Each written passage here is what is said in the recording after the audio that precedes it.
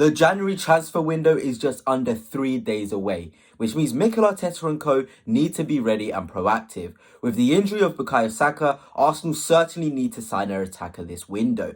In today's video, we'll be looking at 3 names which have been touted as possible Arsenal targets for this window. In today's edition of the Arsenal Truths. Hello Gooders, hope you are all well. Today we have a very interesting video looking at attackers that Arsenal are actually interested in signing possibly this January with the injury of Bukayo Saka. But let's just get straight into it, and the first player we're going to talk about is possibly a player you guys don't know of that is a target of Arsenal, and that is Bradley Barcola. If you didn't know, there's an ITK on Arsenal who has put out in Morse code that Arsenal want to sign a winger, but the winger they want is in League R. And well, with the relationship between Enrique and Barcola fading, it seems as though from other people as well that Bradley Barcola is the target that Arsenal are going to go for. And to be honest, I'm very, very excited.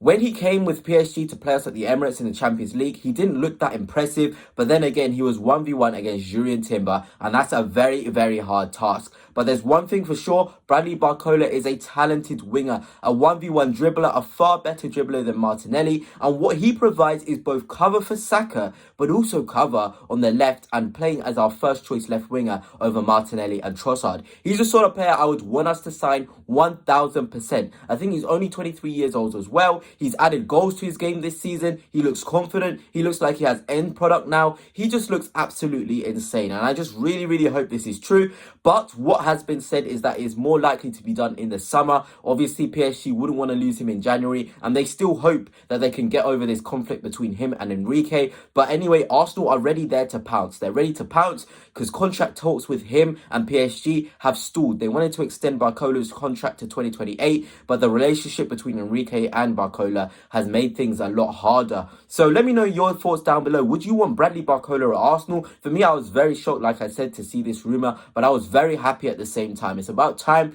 we got a winger who wants to go direct, wants to go 1v1, who's quick, who has a bit of trickery in his bag. I don't want to see the same sort of moves from our wingers running down to the byline, getting tackled, failure to come inside. No offense to Gabriel Martinelli, but we need a different dimension, and I'm sure Bradley Barcola can definitely be that dimension. The next player we're going to talk about is, I'm sure all of you guys have seen me. I've made a video on him before, and that is Molera of Las Palmas. A very, very interesting player. I did say that I'm not the biggest fan of him, but he adds something. He's cover on the right, he's covering the 8, he's covering the left. At this point, we need utility players to play across the front line. And obviously, if he can play 8 as well, that is very, very good. Like I said, he's better receiving the ball in central areas, driving with the ball. He's not the best in terms of 1v1 dribbling. He's not the best dribbler, but he still has something about him. He's intricate. He likes to link up with other players. You can see him forming nice relationships with the likes of Havertz, Odegaard, Martinelli as well.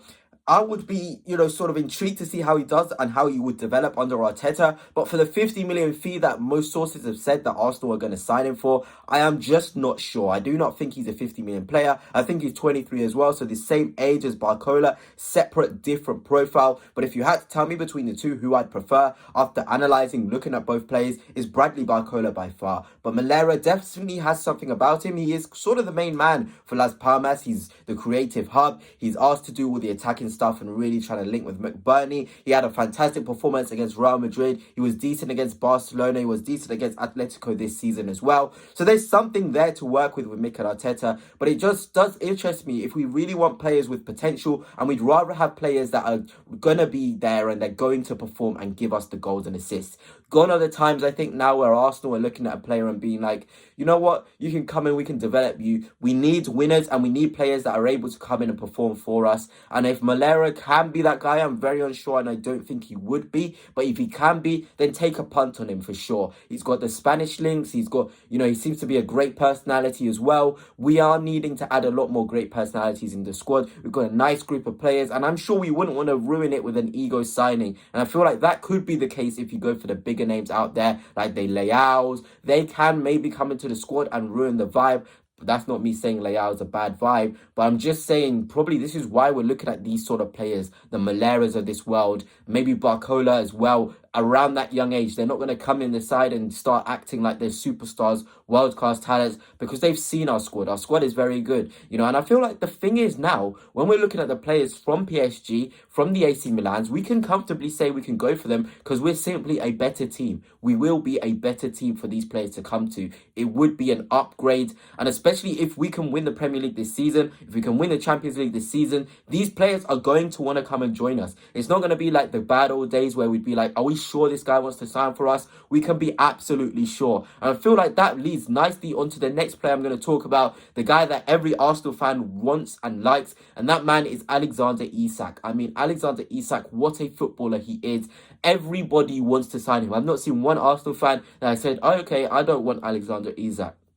So what he offers is goals. He has channels, runs the channels really well. He links the play really well. Powerful ball striking, experience in the Premier League as well. And apparently he wants Champions League football. This is a big season for Newcastle in the sense that they need Champions League football, or Alexander Isak is going to make it very, very tough because he doesn't want to sign a new contract. He wants guarantees of playing in the top, you know, competitions. And Arsenal, we can guarantee that we are going to get Champions League this season no matter what. There's no way we're dropping out of that. So he already sees us as an upgrade. Even if we don't win the league, I feel like the biggest problem though with signing somebody of the profile of Alexander Isak is the money that Newcastle are going to demand, because apparently Arsenal and Newcastle do not have the best relationship. Newcastle do not like us at all, which is very, very disappointing. But hey, it is what it is. We are a big club. Many clubs out there are not going to like us, but we do not care. We're just going to go in there and say, okay, Isak will whisper into your ear, come to Arsenal. This is an upgrade. The 14 shirt is right there for you, Mr. Alexander Isak. And Mikel Arteta has been a big fan of this guy ever since his Real Sociedad days. And we can basically bring the whole Real Sociedad band back together. Marino, Ødegaard, and Isak. What a beautiful cohort of players that is. 3 players with experience, 3 players who are really intricate, 3 players with skill, and add another dimension to our attacking third, because, you know, this video is all about attacking signings. We certainly need one. I've heard we want a left back, but with the form of Miles Lewis Skelly, Calafiori and all those players, I do not feel like a left back is a priority for us. Maybe another midfielder, an 8 profile, so one of the deep lying sort of zones like the Whartons, the Guimaraes will be another focus for the summer.